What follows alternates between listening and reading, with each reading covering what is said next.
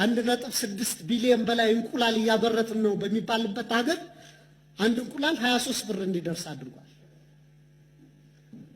1 ሊትር ወተት ኦልሞስት ከ110 ብር በላይ እንዲደርስ አድርጓል።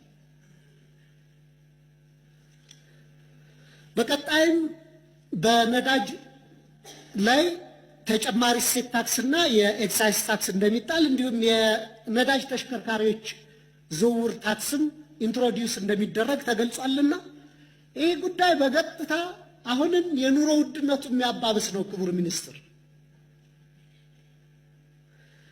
በጣም ግራ ያጋባኝና ለኔ በተወሰነ ደረጃ አስቂኝም ሆኖ ያየሁት ደግሞ ከነዳጅ የሚሰበሰበው ተጨማሪ እሴት ታክስና ኤክሳይዝ ታክስ በመደበኛ በጀት ውስጥ ተካቶ ለነዳጅ ድጎማ ይላል ማብራሪያው ላይ። ምን አይነት ጨዋታ ነው ይህ? ማለት በቀላል እኮ ታክሱን አለመሰብሰብ ይቻላል አይደል? ዋጋው እንዳይጨምር እና አመክንዮው ትንሽ ግልጽ አይደለም።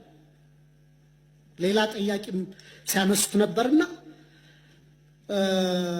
ይገባኛል። መንግስት በተቻለ መጠን ወጪዎቹን በገቢ ለመሸፈን ጥረት እያደረገ እንደሆነ እረዳለሁ። ግን ደግሞ ምንጥላቸው ታክሶች እና ከታክስም በተጨማሪ ታክስ ነክ ያልሆኑ ገቢዎች በርካታ መስሪያ ቤቶች ላይ ከፍተኛ የሆነ ጭማሪ፣ የአገልግሎት ጭማሪ ተደርጓል።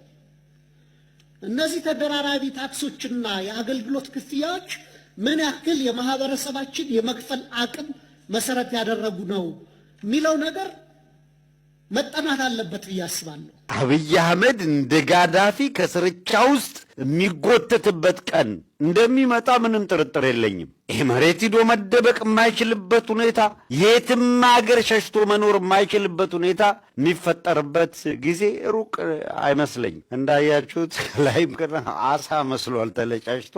ይህ ሰውዬ ባለፈው 100 ሺህ እንሰጣለን በሉ፣ መሬት እንሰጣለን በሉ ምናምን ብሎ እየጨነቀው ብርድ ብርድ የሚለው ሰውዬ ነው። ይሄን ሰው ምርጫ አስፈጽመናል ብሎ ደብረ ማርቆስ ላይ ካባ ያለብሱት ነበር እነ ቀንዳውጣ እና ደብረ ማርቆስ ላይ ጋሻና ጦር አስይዘው ካባ ሲያለብሱት ደብረ ማርቆስ አፍንጫ ስር ስናን ወረዳ ላይ በርካታውን ሙትና ቁስለኛ አድርገው የበርካታ ደግሞ ማርከው ድል በድል ሆነዋል።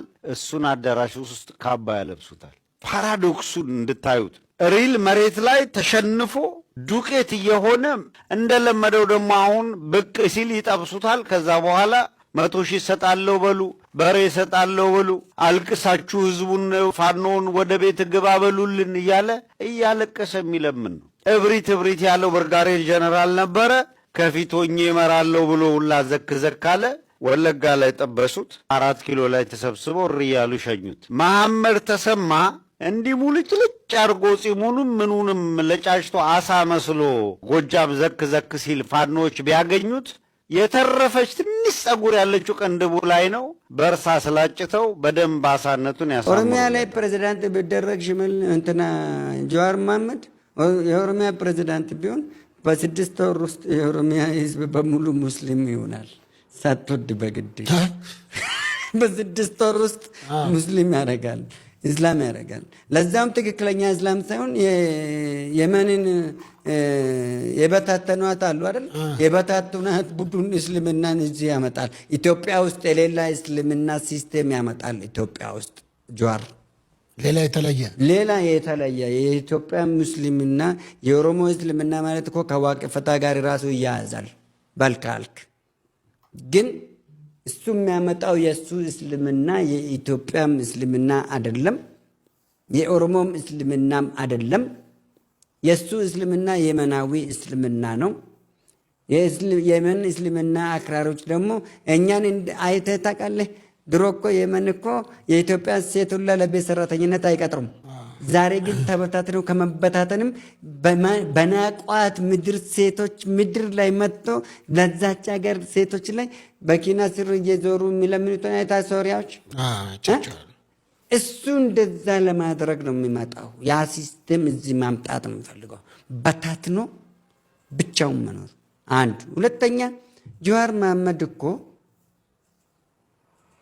መሐመድ አባቱ አይደለም እኮ መሐመድ የአክስቱ ባለቤት ነው። መሐመድ ማለት እኮ የአክስቱ ባለቤት ነው እንጂ አባቱ አይደለም። ታዲያ ማን ናቸው አባትየው? አባትየውን ታውቃለህ? እንኳን እነ እሱ ማቅም ባያ ነጋዴ ነበረ፣ የመናዊ ነው። የእሱን አባት ማን ሊነግረን ይችላል? አንዳርጋቸው ጽጌ ሊነግረን ይችላል። ጀነራል መሐመድ ተሰማ እንግዲህ የምስራቅ እዝ ዋና አዛዥ አገሪቱ ካሏት ሌተናል ጀነራሎች ጥቂት ጀነራሎች መካከል አንዱ ነው። ወደ ግንባር ስለመውረዱ ነው የተገለጸው። የምስራቅ ዋና አዛዥ ሌተናል ጀነራል መሐመድ ተሰማ ሰሞኑ ወታደራዊ ኪሳራ በተስተናገደበት ቦታ በመገኘት የእግረኛ ሰራዊቱን ለማበረታታት ወደ አካባቢው ኮማንዶ ኃይል ይዞ ስለመንቀሳቀሱ መረጃዎች ገልጸዋል። በዚሁ በአዴት በዳሞትና በቋሪት ቀጠና መካከል ሰሞኑን በተደረገ ከፍተኛ ወታደራዊ ጉዳት እና ኪሳራ ያስተናገደውን እግረኛ ሰራዊት በቦታው በመገኘት ለማጽናናት አንዳንዶቹን ከተስፋ መቁረጥ ለማውጣት ጀነራል መሐመድ ተሰማ ወደ አካባቢው ስለመንቀሳቀሱ መረጃዎች ጠቁመዋል።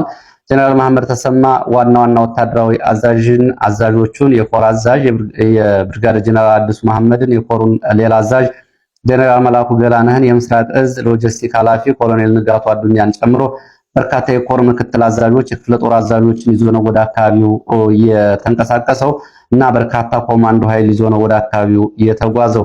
ጀነራል መሐመድ ተሰማ አዲስ ለገባው ኮማንዶ ኃይል በዚህ ቀጠና ስምሪት ስለመስጠቱና በዚህ ቀጠና በተደረገው ውጊያ ከፍተኛ ወታደራዊ ኪሳራ ያስተናገዱ እግረኛ አባላትን ለማጽናናት እንዲሁም ደግሞ ታድሶ በሚል ከተመደበው ኮማንዶ ኃይል ጋር አዲስ ስምሪትና ወታደራዊ ጥምረት ለመፍጠር አስቦ እንደተንቀሳቀሰ ተገልጿል። እንደ መረጃ ምንጮቹ ብራዳማ ተብሎ በሚጠራው በቋሪት አዲስ የገባው ኮማንዶ እንዲሁም ደግሞ በአካባቢው ያለ እግረኛ ጋር በመሰብሰብ ወታደራዊ መመሪያ ተሰጥቷል። በዚህ ፕሮግራም ላይ ከ10 በላይ በሬዎችን በማረድ ሰሞኑን ወታደራዊ አዛዦቻቸው በውጊያ ያጡ እግረኛ ወታደሮችን ለማጽናናት ተሞክሯል። ጀነራል መሐመድ ተሰማ እንግዲህ የምስራቅ እዝ ዋና አዛዥ አገሪቱ ካሏት ሌተናል ጀነራሎች ጥቂት ጀነራሎች መካከል አንዱ ነው። ወደ ግንባር ስለመውረዱ ነው የተገለጸው።